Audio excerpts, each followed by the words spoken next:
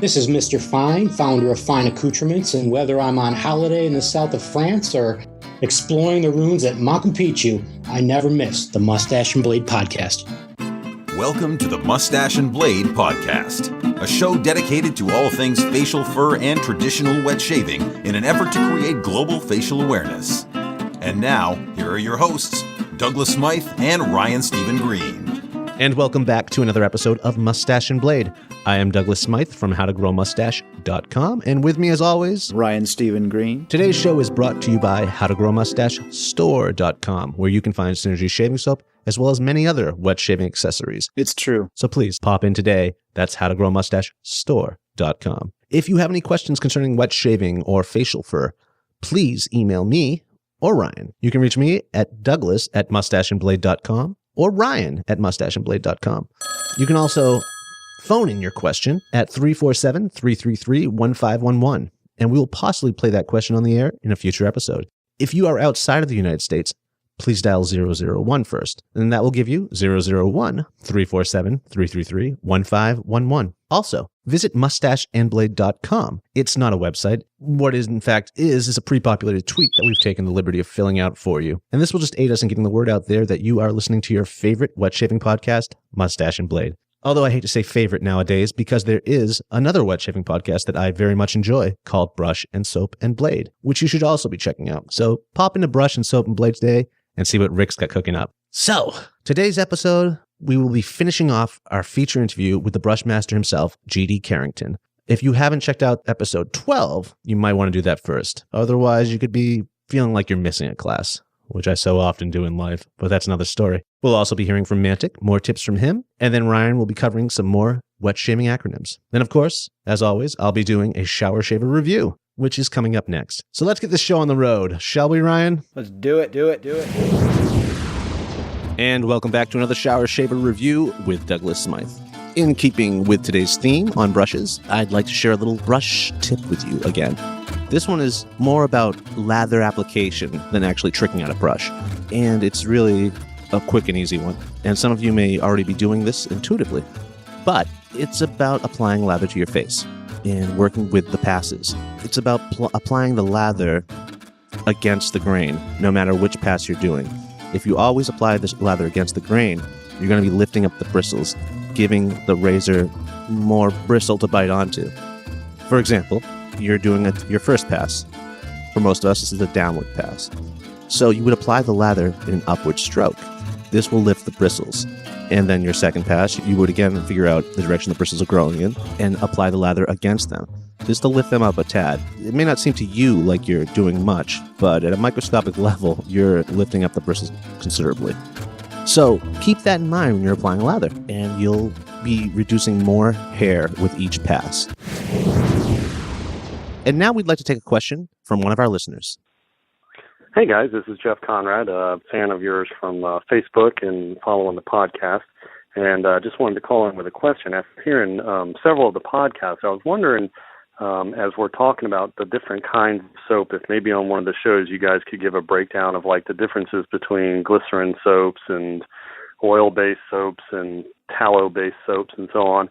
And then also if you could maybe give us some input on how the different water hardnesses affect the different soaps, because I hear that from a lot of people that, you know, they can't get a good lather on one kind of soap versus another. So I was thinking that might be an interesting question for folks. Anyway, thanks a lot for everything you're doing. Love the show, and hope you guys keep it up. Thanks. Bye. Thank you, Jeff Conrad, for that.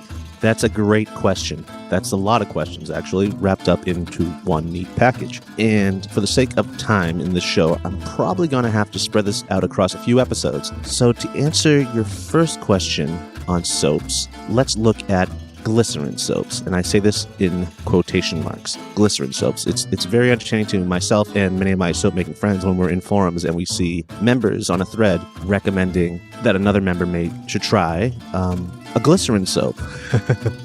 Glycerin soap is kind of a misnomer. All handmade soaps, all true soaps, are glycerin soaps. Glycerin is a byproduct of the soap-making process of saponification. That being said, what you are in fact referring to when you say glycerin soap is more often than not a melt and pour soap. a clear melt-in soap base, in fact, which involves the same processes as, well, this is more of an industrial version of the process, of cold process or hot process, or a fusion of both, but you're using the same ingredients. You're using oils, you're using fats, you're using lye, and a lot of the times you'll see on the label 100% glycerin, and even in the ingredient section you'll see glycerin as the only ingredient. That's impossible. If it was truly 100% glycerin, it'd be a lump of gelatinous mass in your hand that probably wouldn't feel that great going on the skin. A lot of the times what people are feeling, why they enjoy using a glycerin soap, is all the additives added after the fact, which would be probably more glycerin and sometimes detergents and other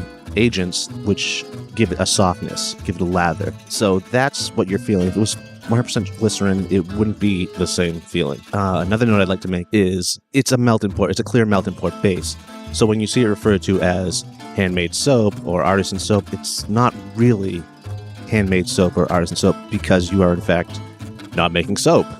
What you're doing is melting down a clear block of melt-in pour and then adding your own essential oils or clays or whatever else you'd like to add to it, and then reforming it into a bar of soap or a puck of soap using a mold. Some artisans out there do, in fact, incorporate melt-in pour in their procedure, and they have a real, they do really fine, rich colors and blends. They get really crafty with it. It looks great. But again, it's not making soap. It's not soap making. It's a medium they're working with. And there's an artistry to that as well. But I just hate to see it labeled as handmade or homemade soap when in fact it's not. Or the fact that it's 100% glycerin when that's impossible. All true soaps are glycerin. And I have to stress true soaps or handmade soaps because the stuff you're seeing in the supermarket on the shelves isn't necessarily soap. The fact that it's labeled soap could be illegal in some places. Those are a lot of the times, 9 out of 10 times, detergent-based soaps. Similar to the detergents you're using on your clothes. Very drying, not that great for the skin. They'll add moisturizers and stuff to it after the fact, but again, it's a block of detergent you're using.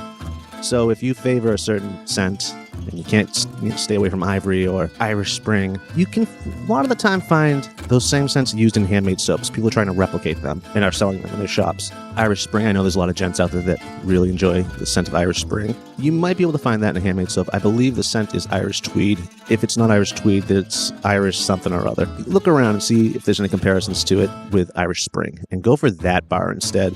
It's just better for you. It's better for your skin. Now, back to clear melt-in pour base. I say clear melt-in pour because there's a couple different types of melt-in pour. There are some opaque melt-in pours also, which would be a white block that would be melting down and doing the same thing with adding essential oils or clays or whatever to it. But we're focusing on what is most often referred to as glycerin soap. Part of the process, the reason why it's clear, is they're blending in sugars and alcohols to prevent the soap from crystallizing and becoming opaque. So again, that's that clear thing. It's more of a psychological effect they're going for. Clear is pure, it's translucent. And again, it's not necessarily pure or cleaner than a handmade soap. In fact, there's a lot more added to it to stabilize it and to make it melt and pour, to give it the ability to be melted many times and poured and still remain translucent or transparent. So there's more going on there. A lot of times detergents are added to that too to give it more foam or lather or bubbles. And then there are natural ones as well but there's definitely more to it than just glycerin. So I would just like to shed some light on this misconception right now and disabuse all of you. If you see people referring to glycerin soap, don't feel bad correcting them. All soaps are glycerin soaps. All true soaps contain glycerin. So there you have it, folks. That's the skinny on, in quotes, glycerin soap. Now get out there and make me proud. Thanks for listening to another Shower Shave review, and thank you for that great question, Jeff Conrad. Keep those calls coming in, people, and we'll keep answering them for you. And now to you, Mantic. Mantic 59 here, and this is your Moustache and Blade podcast shaving tip. Adequate preparation is probably one of the most neglected aspects of shaving. You need to prepare the area properly. Clean it with a soap made for the face, even if that's not where you're going to shave. Don't use a deodorant or body bar, as it will strip away too much of the skin's natural oil and dry it out. Use lots of warm water, don't forget about the neck, and rinse very thoroughly. Doctors say it can take up to 3 minutes to fully hydrate the skin for shaving. And don't towel off, leave it for the skin wet for shaving. Do you want to know more about how to turn shaving from a painful chore into a pleasant diversion? Watch my video channel at youtube.com/user/Mantic59. Hey everybody, Ryan here. It is time once again for our wet shaving acronyms. Ready for another couple ones? Here we go. AS, after shave. Pretty simple. ASB, aftershave butter. Or alternately, balm, aftershave balm. That's what I actually use. Thanks to the village barber, Ian Kane. What up, Ian? ASL, aftershave lotion. ATG, against the grain. Now, I've heard conflicting theories here. Some men say you never shave against the grain. Some men do shave against the grain. I personally will shave against the grain once in a while if I want that extra close shave. But under ordinary circumstances, I don't go against the grain. You know, like we've heard on the podcast, it's about damage, limiting the amount of damage that you're doing to your face. I mean, come on. We're passing sharpened steel, against our skin.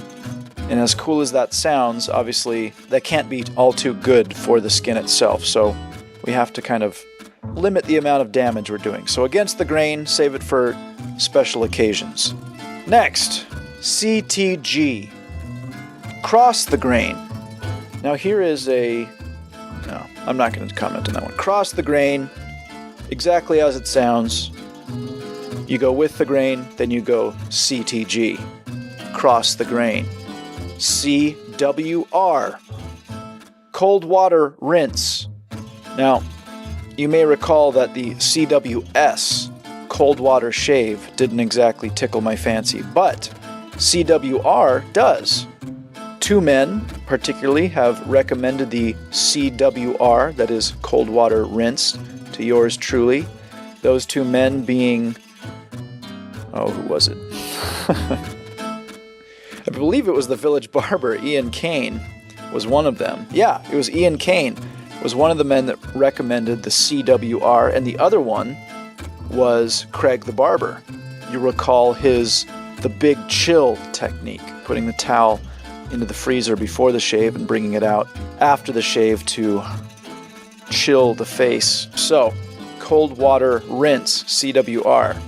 I am a big proponent.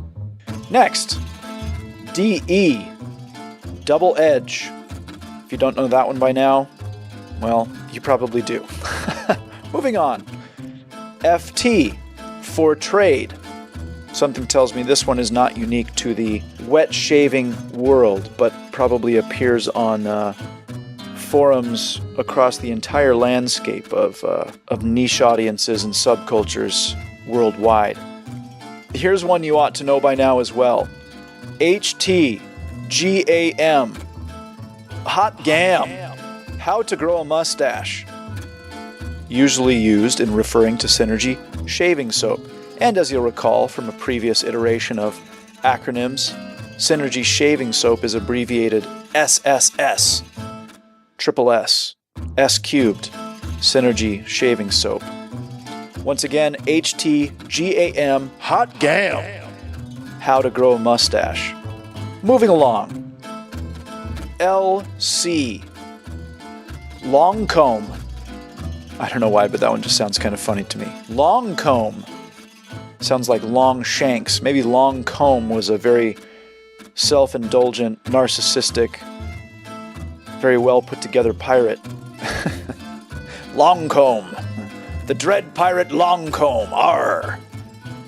So there you have it, today's batch of wet shaving acronyms. Oh, hello, Jedediah Smith here. I'm a simple man. I like fishing, hunting, fine whiskey, and a fine lady. And in my vast years of experience, nothing draws in the women folk like a freshly shaved face. But it takes a skilled hand and a superior product to get that baby butt smooth face that they enjoy oh so much. That's why I use Synergy shaving soap. Its superior, all-natural ingredients make for the most comfortable shave money can buy. You can find this miracle in a tin at howtogrowamustachestore.com. They also offer a vast array of other products that will draw in those sweet, sweet creatures. Synergy shaving soap. What are you drinking, stud? Yeah, it's that damn good.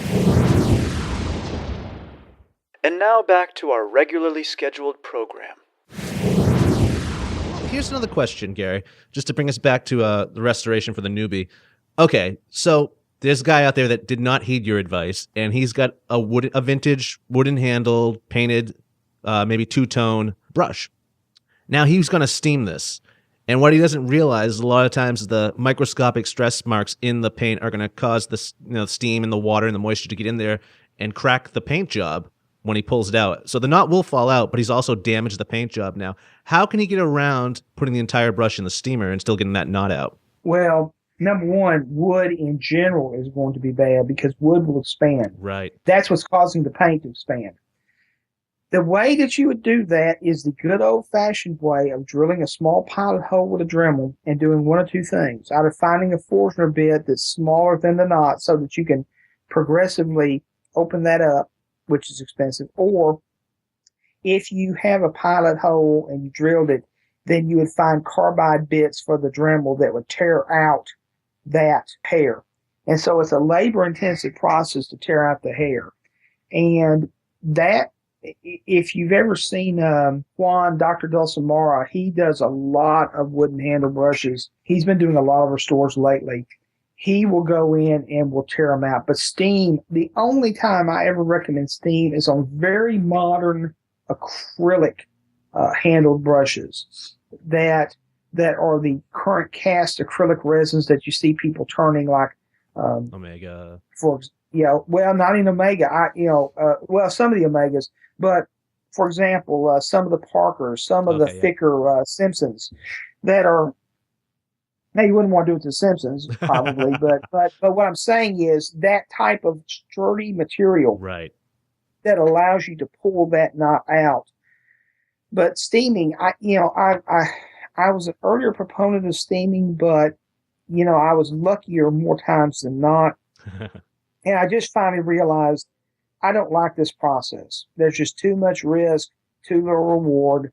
If you've got a brand new brush, let's say you bought a brand new Kazumasi brush that is standard made and you want to pop it, you probably could pop it by steam, but I usually prefer the drilling method now more than anything else. Okay, good to know. Well, I was just curious. You said at some point that having one brush versus 50 brushes. I was just thinking, who has 50 brushes? Oh, why do you lots have 50 of people brushes? do. That's real easy to fall into, Brian. Well, the differences between a collector, a connoisseur, and someone that's the daily driver. Okay. For example, why do I have X number of radios? Because each one of them are different. They have a different facet. They have a different look. They have different performance characteristics. Or why does somebody, for example, collect vintage cars? Technically, you only need two vehicles. Right. Really, if you had a 4-door sedan that could seat 5 people and a pickup truck, that pretty much runs the gambit of what 95% of people need. So you'd only need at the max 2 vehicles. But there are some people that have 400 vehicles. Now, it's because they appreciate or admire it. They have the money to be able to do it. They have the resources to be able to do it. There are some people that I know that have 200 or 300 brushes. Right. And I mean, it's one for every day. Now, again, the danger of someone like me that does his own is you end up getting them and you don't want to let them go. Right. Because fall in love. And the thing about it is I've learned to let them go is a lot easier now than I did when I got started. But there are some that hold sentimental value. For example, Steve's brushes that he sent to me, the handles, I like those. I've kept those. There are certain things that I've done that are mine and mine alone, and that's it. But most of the others are because of testing, because of other things. But there are a lot of people that they like a different brush. Mm-hmm. They like the feel of a different brush. But that's what I think that's where we get a lot of disconnects, because the connoisseur and the collector and the ones that use a wide variety of high-dollar brushes is a different mindset than the person that only wants one brush or 2 brushes, maybe a travel brush and a home brush. Their mindsets are different. And the connoisseur places more of a value upon those brushes. So there is, and people would say that's a snobbish or elitist value. It's not really. It's more of a collector's value. They have invested themselves into it versus the person that's utilitarian. And that's why I'm saying today's market is very different than it was in our great-grandparents' or grandparents' days, because today's market allows a lot more opportunity for someone to collect a lot of brushes. Yes. Back in the day, your granddad had never any brush, and that was it till it wore out. When it wore out, he went and got another one, and then canned goo came along. He goes, well, I can't find one anymore. And so he succumbs and switches to canned goo, But now we have this renaissance of traditional shaving, and there's going to be two camps. One camp, which I think is a smaller camp, or is going to be a smaller camp, is those that are really into the fine points of the brushes, fine points of the razors, love to collect. It's a hobby for them. Then the other branch is, which I think is going to eventually become very large, is going to be the majority driver. It's going to be those that I want a razor, I want a brush, or I may want two. I may want a travel kit and a home kit. Right. And I want to maximize what I can do with these things to make my life better and to go on with my day. And those two are not going to meet. Their mindsets are not going to meet. Some people can bridge the two. Right. But most people pick one camp or the other. I hope I'm maintaining enough to where I can bridge both of them. I took a look at some brushes this morning in preparation for this, and I remember how far away I now am from the traditional user market in terms of, I look at, someone will ask me about a brush. I'll have to go look on a site to find the right Omega brush or the right Samo brush or the right Simpson brush, because I'm comfortable and happy with my customs. Right. And there's nothing that aligns to that. I mean, there's nothing that marketably aligns to that. You may have the same knot or similar knot, but it doesn't align in terms of what it is. It's a one-off thing. So that's really what ends up, I think, differentiating the 100 brushes versus the 50 brushes versus the one or two. I personally think that's why I got into synthetics, was because personally I can see the situation now to where enough younger users are going to come in to say, I have X amount of funds. I want a brush that's high enough in performance, that's easy enough to maintain, that can fit my lifestyle. I'm not into the collecting side of it. I just want something to use. And on occasion, I'm going to go to forums and to blogs because I may have a skin sensitivity issue or something like that, but they go away. And that's why a lot of the forum people and bloggers kind of wonder, okay, there's some people that stay and a lot of people that just go away. Well, those people that have got the brush and the razor and their technique is good enough that they don't have an issue, they're going to go away because that's not their hobby. Right. That's not their gig. It's not their thing. So they go away and they're happy. And if someone goes away and they go away happy, then more power to them. That's what they came to do in the first place, and they're happy. For those that are in the hobby, that's probably where you get the more flaming wars and discussions and sometimes a negative push-pull. But you get the positives. In this whole thing, I found in wet shaving, 90% of the people that I found are really interesting people. I love dealing with them. They're great. They got great attitudes. But it's just in any walk of life, there's always the 10%. Sure. And I hate to say the 10% usually make more noise than the 90%. They're usually more pushy than the 90%. They usually try to dominate more than the 90%. And so the 10% that are the guys that tend to be negative, that tend to be, the whole thing is they want to, it's as if they want to be a comedian at a comedy store or one of the comedy venues. That's what they're trying to do on the forums. Yeah. And there's a place for that. There are places in each forum that you have humor and cut up, but then there's, but a lot of users go, I don't need this. I just want to know what I need to do to get better at this so that I can go on with my life. Right. And that's, I hope as much as I can, I'm probably not perfect at this, I try to do this to provide some knowledge. If I find out I'm wrong, I try to correct it. And if somebody comes up with better information than me, great, because that's how I learn. It's funny. I probably learn more from newbies where they'll ask a question because I have to do the research. You learn more when you teach. That's what they say. And then exactly right. So I have to, so I'm doing the research and I'm going, okay, what really is this and why? And then all of a sudden they go, oh, and all of a sudden they go, that makes sense. I go, well, that's because it's documented here. And this was the reason why. And then then they're happy and then they may never come back again. And if that's the case, then so be it. Now, that doesn't help forum lives or blog lives. They need constant people to stay around and communicate and chat and do all that. Sure. But for the majority of the guys, they're going to come in and say, I want to learn how to shave. I want to learn how to shave properly to minimize whatever problem I have. And then I want to go, whether it's cost, whether it's cuts, whether it's nicks, whether it's irritated skin, and then go on with their lives. You mentioned this miles back a couple times, and I wanted to jump on this. I was talking to someone recently, Robert from Rose City Grooming, about the appreciation level. As now we call this the Renaissance. But were people appreciating, were our granddads and great-granddads taking the same approach to wet shaving as we are now, with the same appreciation and passion? And I'm going to gather already, since the way you've been going and speaking, that is not the case. We have a whole new outlook when it comes to wet shaving these days. What are your thoughts on that? Well, I've seen this too from people that are not from the United States or not from Europe. And sometimes they say this term as first world problems. Yeah. And that comes with, and that always brings up the hackles of people that are writing, but there is a point. In my grandfather's days, they were on the farm. They were concerned more with survival, right. And survival was close to the land, and they didn't have the time to deal with this. So they may shave every 2 days, and they shaved before Sunday services, and they shaved more because they needed to.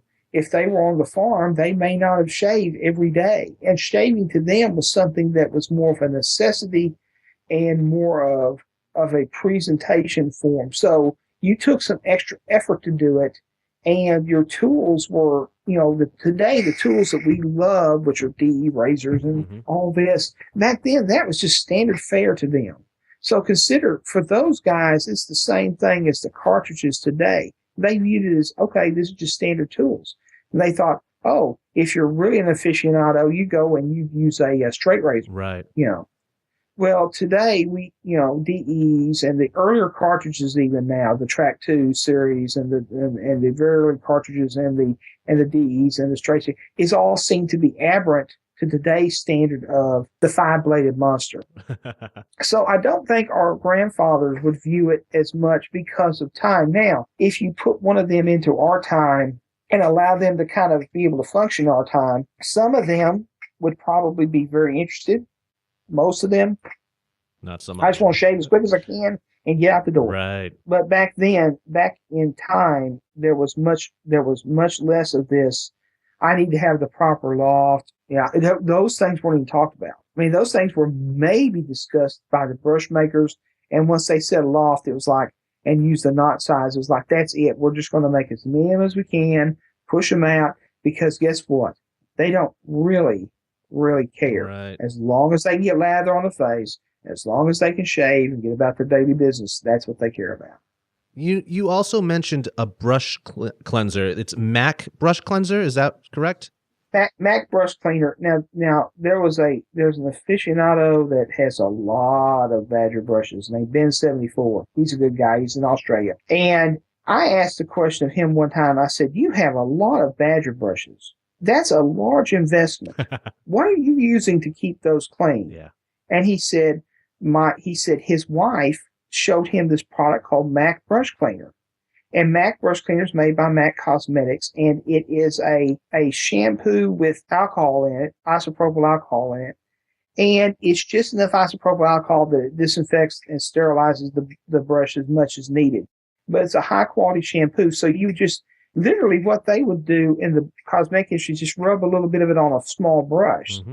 So a supply goes a long time. Well, in the wet shaving world, if you just poured a little bit onto the brush and rubbed it in, you would begin to see some foaming action just like a shampoo. Clean it in distilled water, do it a couple, 3 times, and then let it bloom. If it's really bad, you need to do it some more. But by doing that action and letting that shampoo get in there, a gentle shampoo, it basically breaks up all the calcium products safely. And as I said, I had that old beat up tweezerman that I used in the blade testing, and it was just drooping down. I mean, it didn't have a bloom anymore. It just sort of had a T. It sort of looked like a T. It was that bad.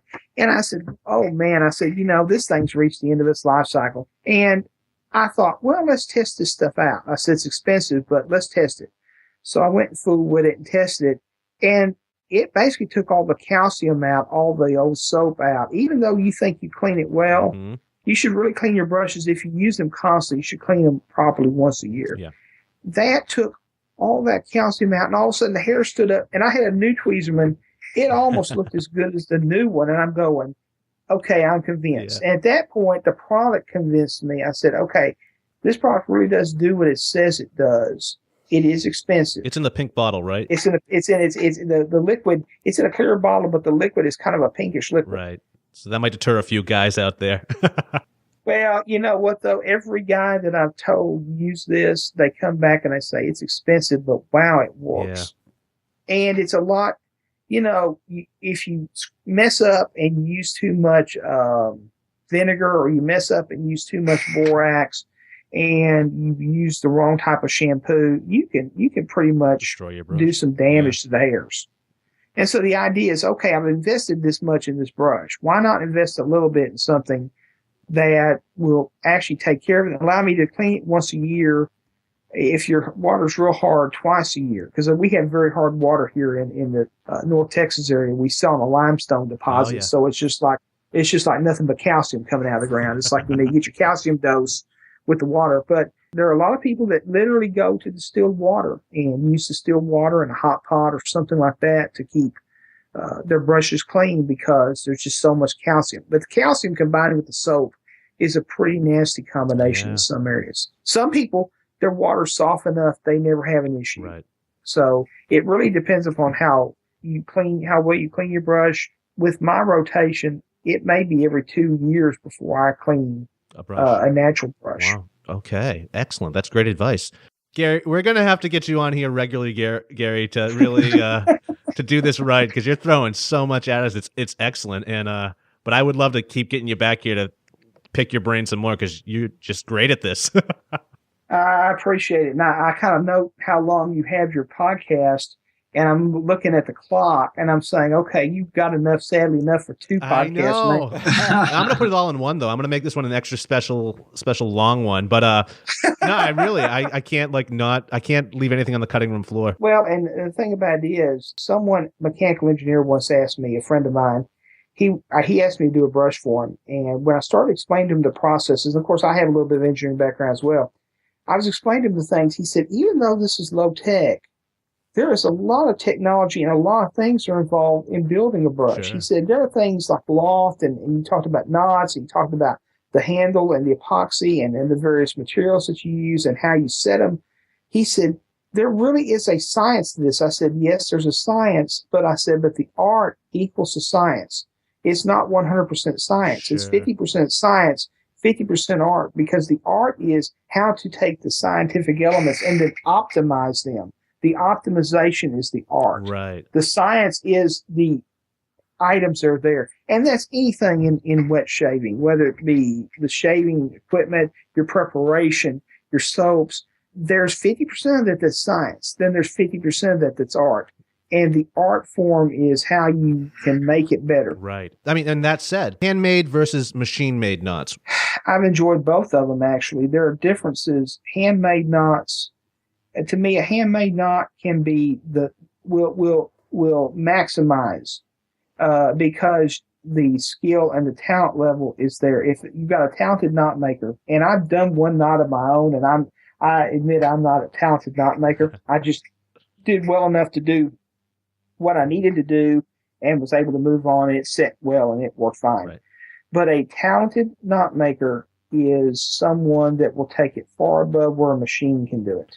Right. The problem is it's very labor intensive. The handmade artist can packet, I think, makes a much more uniform knot. But with that comes a cost. And so the machine-made knots, the only problem I have with machine-made knots is that sometimes they go to the other direction. They just throw something together. Someone one time looked at the brush I restored, and he was from Britain, and he said, "That looks wonky." And the person that bought the brush from me said, "This is the nicest brush I ever used." And I said, "What does the term wonky mean?" I said, I worked for a British corporation for a couple of years, and I said, I kind of know what their language is. I said, the machine grade knot was off level in terms of how it set the hairs. So the band actually looked like it was going kind of into a diagonal rather than into so the issue was it didn't affect the knot. It didn't affect the performance. What it affected was the look. And so many times the difference between a handmade knot is going to be the look, right, but it's also going to be the shape of the brush. So yes, but that translates into, well, why does so-and-so brush cost so much? Well, because you got someone that's got expertise making it by hand. Guess what? It's not instant gratification, and you're going to have to pay that person what they're worth. Yep, paying for time. That's just the way it is. Yeah. And for the machine will make it all day long. But if you don't set the hairs right, because also that handmade person, they're looking and grading the hairs, making sure that it looks right visually. Right. That machine's just going to take a stalk of hair and pop it in and make it. Now, it may feel just as good as the handmade one, but the handmade one's generally going to look better, generally going to be of a higher quality. Mm-hmm. But you have to pay for it. Yeah. And so I've gotten many good results, great results from machine-made knots. I don't have an issue with the machine-made knot versus the handmade knot, except that if you want that extra step, you go and buy a handmade knot. Right. As in all things, if you want that extra step, you go get it customized. But it's going to cost. There's going to be money involved. You're not going to get a handmade knot in a custom style handle at the same price that you're going to get a machine-made knot in a molded handle. Just not going to happen. You know, I would imagine someone who ties fishing lures to be really good at hand making a knot. You'll be surprised that probably some of the people that got started in the brush industry were probably also fishermen. Yeah. No, I mean, they have the gear right there, the magnify. I mean, it's all, I'm imagining it wouldn't be that much of a leap. By the way, in your razor restoration, many times they'll have a jewelry background because jewelers will use rhodium and platinum, and we use various electroplating in making jewelry. And so some of the people that actually work in jewelry for a living kind of moonlight doing razor restoration because they have the tools and skills. I've known a couple that said, you know, my son is a jeweler and he's restored some razors for me because he has the equipment. It's not that he wants to do it full time. It's just that it's his dad. And he wants, you know, or it's a family member or it's a friend. Yeah. And so they do it.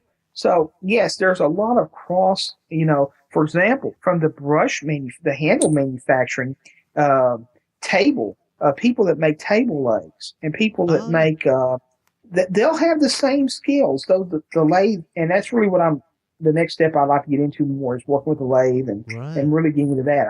I'm primarily into restorations because I haven't had the time to really branch out to that. But people like Oscar 11 on the forums or Rod Neep or Rudy Vay, they do a very classy job. But again, those skills come back from the woodworking industry and making tables. So you begin to see, or Rob Carey at Zen Shaving, and if you have a chance, go out to his website and just watch your jaw drop and hold on to your wallet because those are some of the most gorgeous things I've ever seen in the industry. It's just fantastic.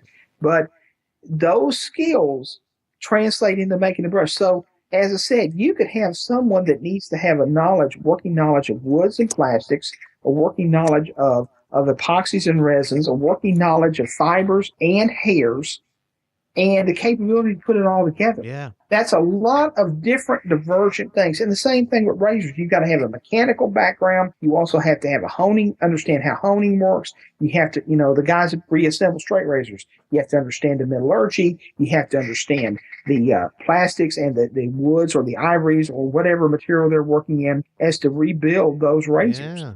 the Catlins and the Bakelites.